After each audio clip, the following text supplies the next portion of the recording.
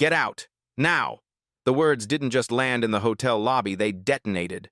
A sharp finger jabbed the air like a weapon. The man in the tailored navy suit, veins alive in his neck, didn't whisper, didn't lower his voice. He wanted everyone to hear. Guests turned. A couple in line froze mid-check-in. Someone near the glass doors raised their phone, red record light glowing like a warning. The chandelier above caught the sound, scattering it like broken glass. And in the center of it all stood her, a black woman in a plain black t-shirt, jeans, sneakers. No jewelry, no entourage. Just calm eyes fixed on the man spitting judgment at her. The contrast was brutal, his rage versus her stillness. Behind the desk, a blonde clerk folded her hands, lips curved in something between a smirk and relief, as if this was the show she had been waiting for. Two other employees drifted closer, arms crossed, ready to block. "You don't belong here," the manager barked again, each syllable hard enough to scrape the marble floor. She didn't flinch, didn't retreat. She only adjusted her stance, barely a shift, but enough to suggest roots instead of hesitation. Silence pressed in. Guests inhaled together, as if the room itself expected her to beg or argue, but she didn't. Instead, her voice came even, low, precise. "I have a reservation. Penthouse. Carter." The clerk snorted quietly, eyes flicking at the black credit card she'd already been handed. "Suspicious," she muttered, not even trying to hide it. The manager leaned across the counter, his shadow cutting over her face. "Not today. Security's on its way. You're done." That line broke the air again. Murmurs rippled through the crowd. Someone whispered, "What's going on?" Another said louder, "I'm filming this." And yet, she remained motionless, gaze steady, breath measured. She knew this scene. She had lived it before. Different city, different decade, always the same. Verdict in someone else's mouth, "You don't belong." But here, the stakes were different. Before we continue, where are you watching from? Drop your city or country in the comments below, and if you believe in dignity and justice, hit like and subscribe. These stories spark change, and we're glad you're here. Now, back to Aisha Carter. The marble lobby was no longer quiet. It was charged, alive, teetering on the edge of revelation. And in the next 9 minutes, everyone inside would learn exactly how wrong they were. The marble floor gleamed beneath her sneakers as she walked in that morning. No assistant at her side. No designer logos flashing. Just a slim phone case in her hand and a calm stride that carried the weight of decades. She moved like someone who had stepped into countless lobbies before and been told countless times she didn't belong. Her name was Aisha Carter, 43 years old, founder of Carter Hospitality Group, a network of luxury hotels stretching across the country. But none of that showed on the surface now. She wore simplicity like armor, blending into the crowd on purpose.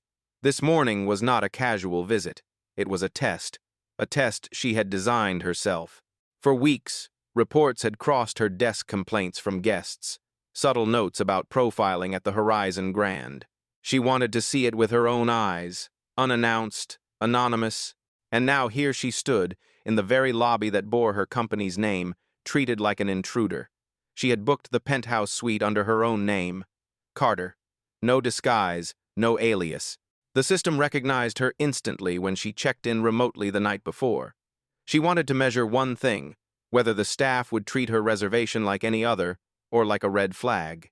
The answer came the moment she slid her black credit card across the counter. Gregory Vance, the hotel manager in the navy suit, had picked it up with 2 fingers as though it might stain him. The disdain in his eyes wasn't hidden. "Strange," he muttered loud enough for guests nearby to hear. "This looks suspicious." Lauren, the blonde clerk, with a smile tighter than her ponytail, pressed a button beneath the counter. Security, possible fraud at the desk. Penthouse booking flagged. Kevin Patel, the younger clerk to her right, folded his arms, already shaking his head. "People try this all the time. Fake cards, fake names, hoping we won't check." The words hit Aisha like deja vu. She remembered being 24, bone-tired after a red-eye flight, walking into a boutique hotel in Atlanta. Sweatpants, backpack, confirmed reservation in hand. The man at the desk had looked her over once and said, "System's down. Come back later." She had slept in her car that night. That memory lived in her bones. It had fueled her first business plan. It had lit the fire that built a billion-dollar empire. And yet here she was again. Same tone, same dismissal, same disbelief that she could possibly belong in a space she had created. But this time, the difference was everything. This time, she didn't just belong in the building. She owned it. Across the lobby, a young woman in a concierge blazer, Elena Ruiz, 26, watched the scene unfold. Her eyes flicked from the reservation system on her tablet to the manager's posture. She had seen Aisha's name in the system that morning.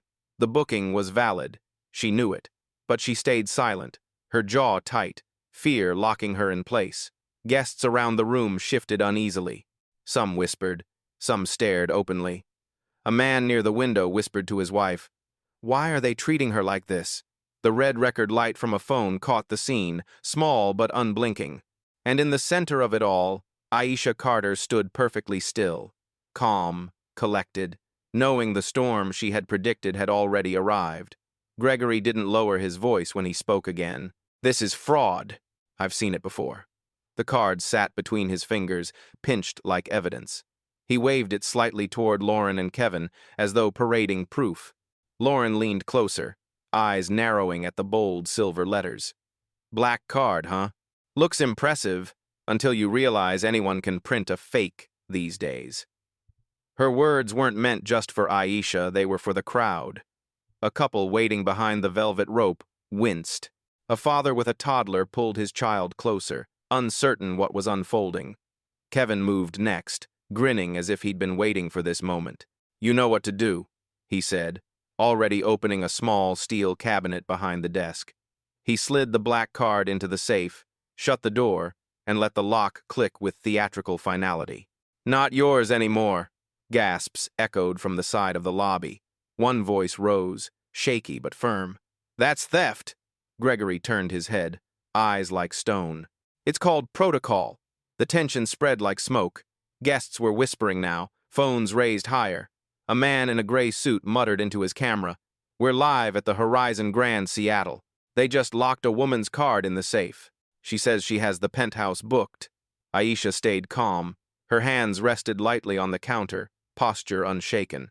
"You're making a mistake," she said evenly. Gregory smirked. "No, you are.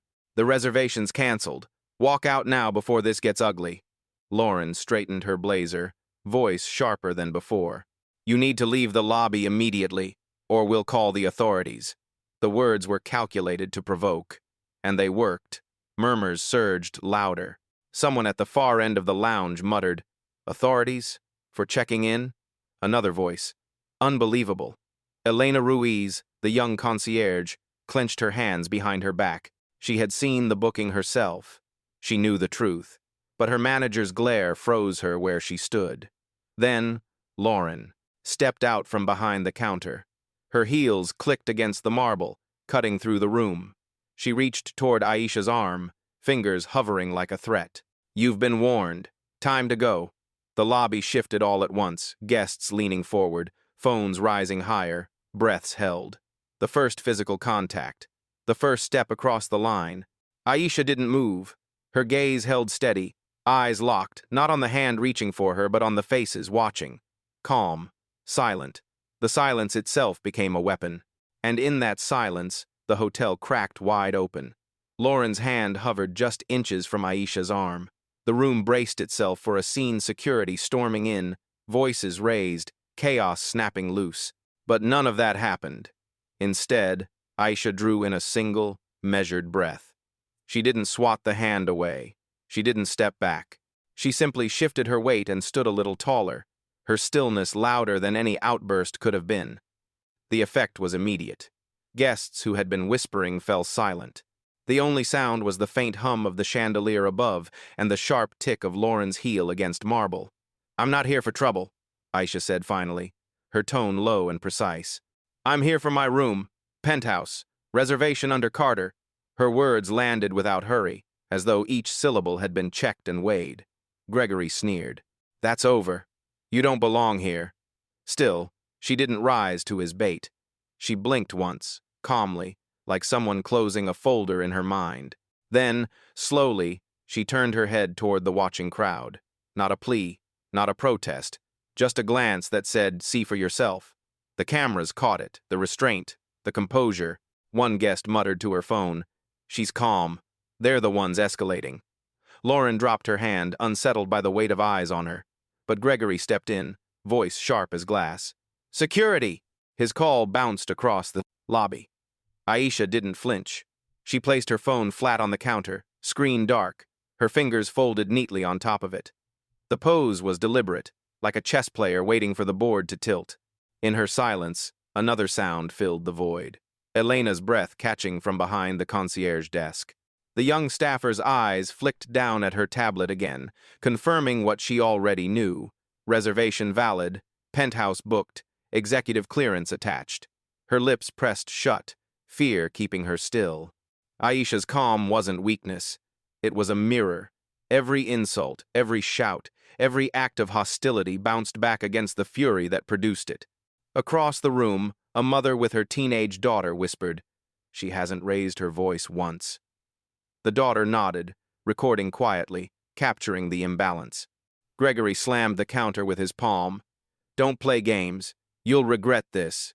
Aisha tilted her head slightly, not in defiance but in certainty. "The only mistake being made," she replied, voice smooth, "is yours." The words hung in the lobby like smoke, thin, sharp, undeniable. And for the first time, doubt flickered across Gregory's face. The lobby wasn't quiet anymore. It was shifting. Alive. Watching. The first phone was already up, red light glowing steady.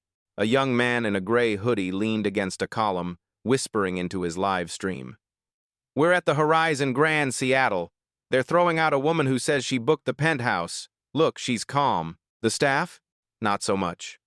Comments scrolled across his screen in real time. "No way. This is insane. Stay live."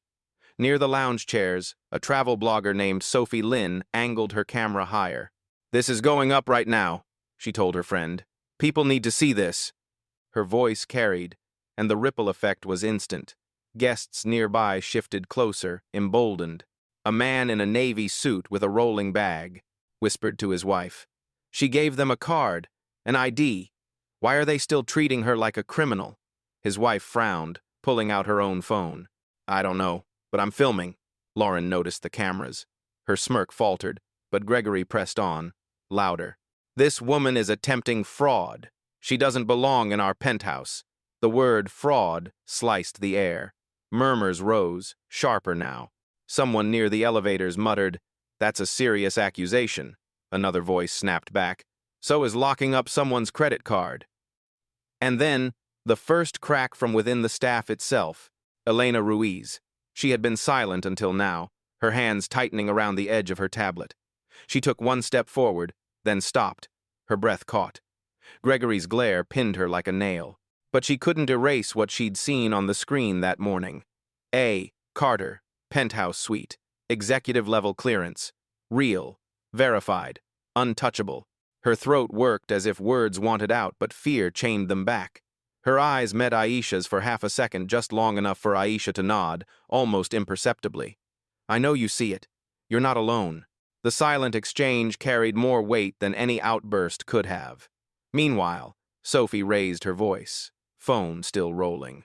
"I'm recording this right now. A guest gave ID, gave a card, and the hotel just locked it in a safe. This is not policy. This is harassment." The word hit harder than Gregory expected. Harassment. Guests stirred, uncomfortable, some nodding in agreement.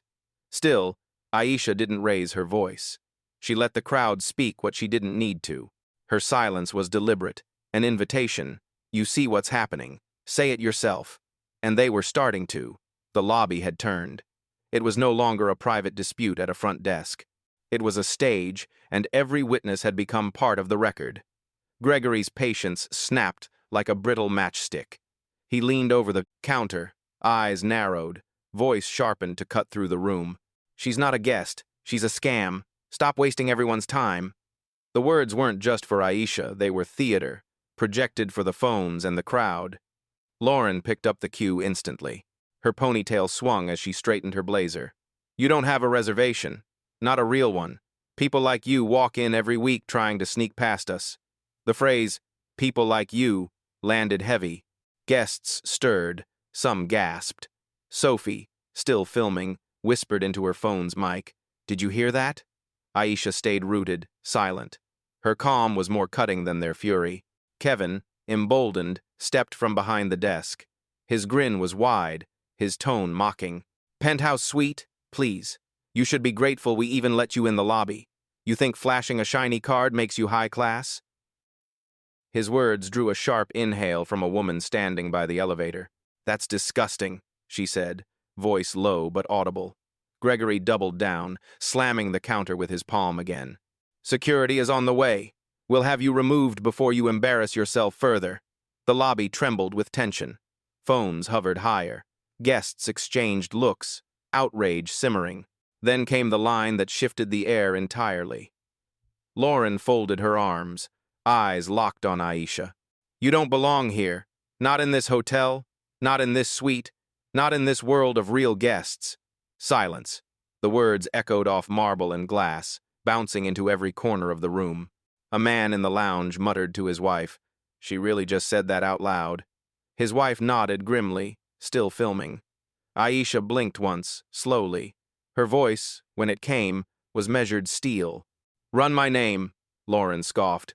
"There's nothing to run. You're not in the system." Elena flinched. She knew that was a lie. She had seen the name Carter, VIP clearance, penthouse suite. Her fingers twitched at her. Tablet. The truth sat in her hands, locked beneath fear. The crowd grew restless. A teenager whispered into his phone, "This is unreal. She's just standing there. They're losing it. Not her." Gregory barked again, desperate to reclaim control. "You're a fraud, and frauds don't get service here." The word fraud was repeated like a verdict, but it no longer landed clean. The lobby had begun to resist, murmurs of doubt cutting through the script he tried to enforce. And through it all, Aisha Carter remained steady, not begging, not defending, just waiting. Because she knew, the higher they pushed the flames, the sharper the fall would be. The breaking point came not with words, but with a hand. Lauren, fueled by Gregory's nod, lunged forward and grabbed Aisha's arm. The sharp contact echoed louder than any insult had. Guests gasped in unison, the sound rolling across the marble lobby like a wave. Sophie's phone tilted as she shouted, "She just touched her! On camera, look!" Aisha didn't resist. She didn't flinch. She let the moment hang, the weight of every eye in the room landing not on her, but on the hand, clutching her sleeve. Kevin smirked as if victory was near. He held up a small silver key between his fingers like a trophy. "Your card is ours now, company property. Until the bank verifies it, you're nobody here." He stepped back dramatically, locking the cabinet door with a click that rang like a gavel. Gregory's voice rose above the noise. "This lobby is closed to you. You're trespassing, and if you don't leave, I will have the police escort you out in handcuffs." The word handcuffs cut deeper than glass. Murmurs exploded. Phones shot higher. A man near the lounge chair said loudly, "Are you serious?" She checked in. "She has ID." "This is madness." A teenage girl's voice quivered as she whispered to her friend's camera. "They're stealing from her. They locked her card away. Threw it, and all." Aisha stood motionless.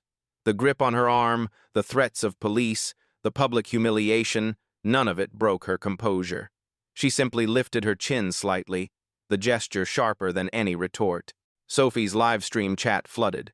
"This is harassment. Sue them. She owns the place. I swear she does." Elena Ruiz, the concierge, took a step forward at last, her voice trembling but audible. "Her reservation is valid. I saw it this morning."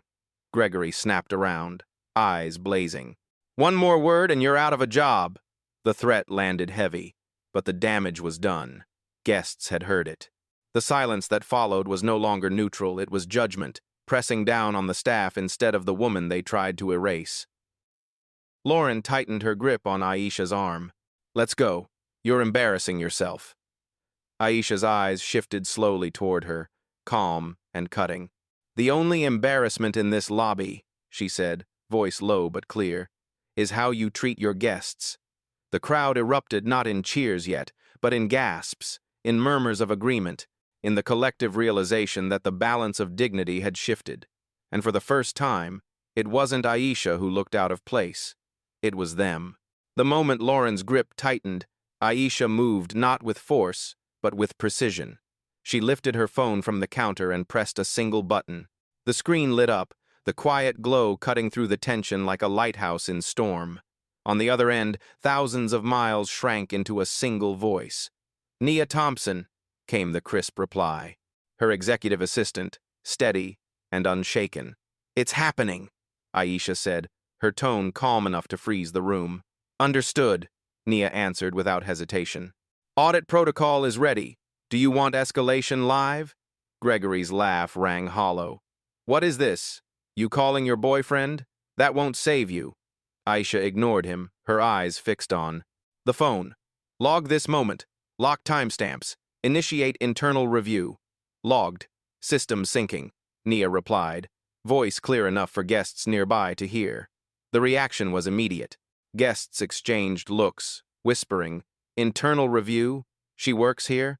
Someone else murmured, "No, she's more than that." Kevin tried to regain control, rattling the key to the cabinet like a toy. "You can call whoever you want. That card's not leaving this safe. You're done here." But even his voice wavered. The calm in Aisha's tone unsettled him. Lauren scoffed. "Empty threats. You think anyone believes you?" Sophie's live stream caught it all. "She's not threatening," Sophie whispered to her audience. "She's documenting. That's different. That's power." Elena Ruiz felt her chest tighten. Every instinct told her to stay silent, but Aisha's calm steadiness pressed against her like a tide. The truth she carried in her tablet burned hotter. She could speak. She should speak. But fear still chained her. Aisha didn't press her. Not yet. She knew witnesses would come.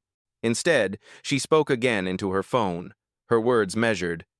"Escalate permissions. Prepare to lock system access if necessary."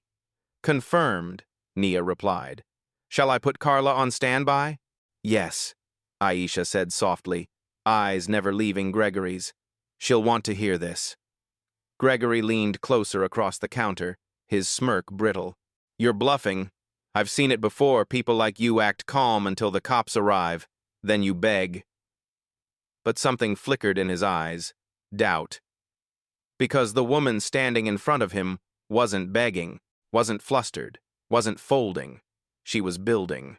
The lobby felt it too. The shift was subtle but undeniable. Guests weren't just filming anymore, they were waiting. Waiting for the inevitable reveal. And in that quiet anticipation, Aisha Carter held her ground, phone in hand, every movement deliberate. The first domino had tipped. The counterattack had begun. The lobby had reached a breaking point. Guests leaned forward in their seats, phones angled high, the air charged with the question no one had asked out loud yet. Who is she? Gregory sensed the pressure too. He barked again, clinging to control like a lifeline. "You're wasting everyone's time. Walk out before security drags you out." But before his words could settle, Aisha lifted her phone to her ear. Her eyes didn't leave Gregory's face. "Nia," she said, each syllable deliberate. "Initiate owner verification." The words landed like a strike. Whispers scattered across the room. "Owner? Did she say owner?" Nia's voice carried through the speaker, crisp and confident. "Verification active. Horizon Grand Property Records confirm. Owner Aisha Carter. Executive authority override engaged." The silence that followed was seismic. Guests blinked. Phones trembled slightly in stunned hands. A man near the elevators mouthed the words to his wife. "She owns it." Gregory's smirk cracked. No, that's impossible." His voice faltered, but Lauren jumped in, clinging to the narrative. "She's faking it. Anybody can say they're the owner." But Elena Ruiz could no longer stay silent. She stepped forward, clutching her tablet like a shield. Her voice shook, but it rang clear. "Her name is in the system. Penthouse suite, VIP clearance, executive override. She's not lying." Gasps erupted. Phones swung toward Elena, capturing her bravery. Kevin's grin collapsed. He looked from the safe to Aisha, the key heavy and useless in his hand. "Wait, if she's..." His voice trailed off, swallowed by the truth dawning on him. Aisha finally broke her stillness. She stepped forward, one measured stride, her presence anchoring the room. Her gaze cut through Gregory, through Lauren, through Kevin, and landed on the crowd. "This lobby," she said, voice low but thunderous in its control, "belongs to me. This building belongs to me. And you." Her eyes flicked back to the staff. "Just tried to erase me inside my own house." The words detonated. Guests gasped. Some muttered, "Oh my God." Others whispered, "She owns it." Sophie's live stream chat exploded with comments. "Knew it. This is insane. Justice right here." Gregory's face drained of color. Lauren stumbled back a step. Kevin lowered his eyes. The shift was irreversible. No one in that lobby could unhear the truth. And Aisha Carter, silent until now, had revealed the one fact that would turn humiliation into judgment not on her, but on them. The truth didn't trickle. It crashed. Phones shot higher, red lights flickering across the lobby like tiny sirens. Guests whispered, then shouted, voices layering into a storm. "She owns the hotel!" one man cried. "This is her building!" The shift was instant and merciless.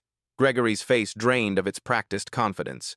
The man who had barked orders only minutes ago now stood rigid, eyes wide, lips parting without words. He looked smaller somehow, swallowed by the very lobby he thought he controlled. Lauren staggered back, blazer trembling against her shoulders. Her smirk evaporated, replaced with a desperate glance toward Gregory as though he might still have a script to save her. He didn't. Kevin's grip loosened on the silver key. It clinked softly against the counter as his hand trembled. He muttered under his breath, We messed up." Elena Ruiz finally exhaled. Her shoulders sagged, but her eyes burned with a clarity that had been hidden all morning. For the first time, she didn't look afraid. She looked aligned with the truth, with the woman standing steady at the center of it all. The guests responded like witnesses at a trial where the verdict had flipped. Applause broke suddenly, hesitant at first, then swelling. The woman near the windows clapped, her suitcase at her feet. A man in the lounge joined, his voice ringing. "About time someone called them out." Sophie's live stream caught it all. The chat scrolled like a tidal wave. Unbelievable. Respect. I'd never keep my cool like her. Fire them all. Thousands were watching now, strangers rallying behind a woman they'd never met, but instantly believed.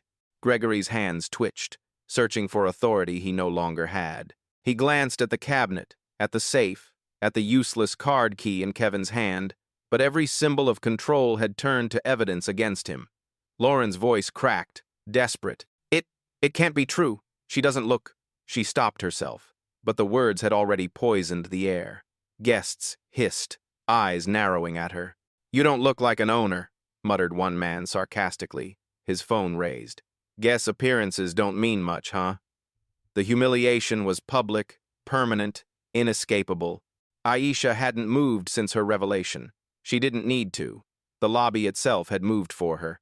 Where moments before she had stood isolated, now the crowd formed a loose circle around her, not protective by command, but instinct. The shift of allegiance was complete, and the staff, who had mocked her, dismissed her, touched her without consent, were now the ones standing exposed. The crisis wasn't hers anymore. It was theirs. The applause had barely faded when Aisha raised her phone again. Calm, steady, every gesture precise. "Nia," she said, her voice clear enough to carry across the marble lobby. "Initiate terminations, effective immediately." The room stiffened. Gregory blinked, as if the words hadn't landed. "Terminations? You can't—" "Yes, she can," Elena whispered, almost to herself but loud enough for those nearest to hear. Her eyes stayed on Aisha, conviction steady now. On the phone, Nia's tone was sharp, professional. "Confirmed. Which names?" Aisha didn't look away from the staff standing in front of her. Her words cut like glass. "Gregory Vance, Lauren Hayes, Kevin Patel. Remove them from Horizon's system. Lock all access. Log this incident for legal audit." Gasps rippled through the crowd. Sophie nearly dropped her phone, breathless into her stream. "She's firing them. Right now. Live." Nia's voice carried back, unshaken. Processing. Seconds later, the effect unfolded in real time. Gregory's badge buzzed red. He stared at it, pressing again and again against the reader, each denial louder than the last. Lauren tried hers, next red. Kevin fumbled his lanyard, his face blanching as the system spat him out too. Phones captured every reaction. Guests muttered, some in disbelief, most in satisfaction. "Instant justice," someone said. "No appeals." Gregory's voice cracked. You can't do this in front of everyone." Aisha finally stepped closer, her presence filling the space between them. "In front of everyone is exactly where this belongs. You humiliated me here. Now you answer here." The words landed heavier than any shout could. Guests nodded, clapping again, the sound sharper this time. Lauren shook her head, pleading, "Please, I didn't mean—" But Aisha cut her off with a glance. "Silence won't erase what you've already said." Kevin muttered something inaudible, shrinking against the counter, his bravado gone. Nia's voice returned through the phone. "All 3 access points disabled. Legal documentation archived. Their employment status has been terminated." And just like that, it was done. Quiet. Irreversible. Gregory slumped, his hands useless at his sides. Lauren stared at the floor, trembling. Kevin looked at the safe like it had betrayed him. The lobby, once thick with hostility, now pulsed with something else satisfaction. Guests whispered, "Justice, served." Some even clapped louder, recording every second. Sophie's live stream chat roared, "Legendary. 9 minutes flat. That's real power." Aisha lowered her phone, her expression calm as ever. No gloating, no triumph painted across her face. Only certainty, the kind that doesn't need volume to command. Justice had been delivered, and everyone had witnessed it. The lobby had fallen into a stunned silence. The echoes of applause lingered like fading thunder, but now every gaze fixed on her, the woman who had walked in quietly, been mocked, accused, touched without consent, and yet stood taller than all of it. Gregory slumped against the counter, his badge blinking red, his authority dismantled. Lauren's hands trembled, clutching nothing but air. Kevin stared at the safe, realizing it was not a vault, but a coffin for his career. Aisha remained steady. She scanned the room slowly, her gaze sweeping across strangers who had witnessed everything. Their phones were still raised, but the tone had changed. They weren't recording a scandal anymore. They were recording a lesson. She lifted her voice calm, deliberate, unwavering. "You tried to erase me in my own house. You called me a fraud in a lobby that bears my name. And you thought silence meant submission." Her pause sliced the air. Guests leaned in, phones trembling. "But silence," she continued, her voice steady as stone, "is not weakness. Silence is power. Power waits. Power remembers. And power acts when the moment is right." The words rippled outward, settling deep into the marble, the glass, the people holding their breath. A man near the lounge whispered, "That's it. That's the quote." His phone captured the drop like scripture. Aisha exhaled once, slow and measured, then turned her eyes toward Gregory one final time. "You don't get to decide who belongs here. I do. And today, your time here is over." Her phone buzzed, Nia's voice crisp. In her ear. "All 3 have been locked out permanently. Incident file secured." "Thank you," Aisha replied simply, lowering the device. She didn't shout. She didn't gloat. She simply stepped back from the counter, letting the weight of what had happened settle into every witness's bones. Then, with one last glance at the crowd, she delivered the closing line not just for them, but for every unseen viewer who would watch this story spread across screens around the world. "I don't need to film proof of what happened here. I am the proof. And this," she gestured lightly at the terminated staff, the blinking badges, the stunned silence, "is the result of it." For a heartbeat, no one moved. Then the applause returned louder, fuller, undeniable. Not the hesitant claps of shock, but the roar of people who had just seen justice unfold in real time. Sophie's live stream chat flooded with fire emojis, comments screaming, "Legendary. History. This is what power looks like." And Aisha Carter, without another word, walked deeper into the lobby she owned. Past the cameras, past the whispers, past the ruins of arrogance left behind the desk. The lobby was hers again.